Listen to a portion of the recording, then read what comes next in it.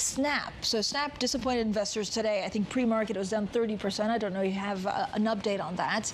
Are we going to see much more of these stories where tech just needs to reevaluate where it's at?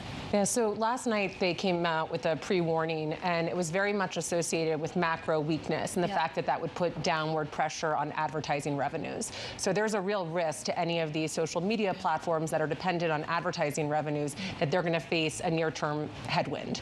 The other near-term headwind for tech, most of it's been priced into public markets, and actually we see a lot of opportunity, which I want to come back to.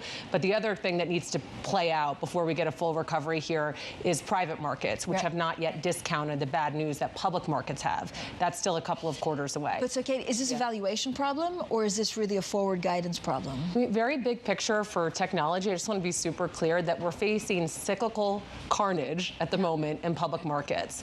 But the long-term opportunity here is actually exceptional. I think, in fact, if people step in here, the long-term opportunity is one of the best that we've had potentially ever. So where do you see the value? Yeah, so I think one thing I would say, just to give people a sense on valuations, to make people feel better that some of this has been priced into public markets already, is that it took energy 5 years to get the multiple cut in half. We've done that in technology in 6 months. So a lot of bad news priced in.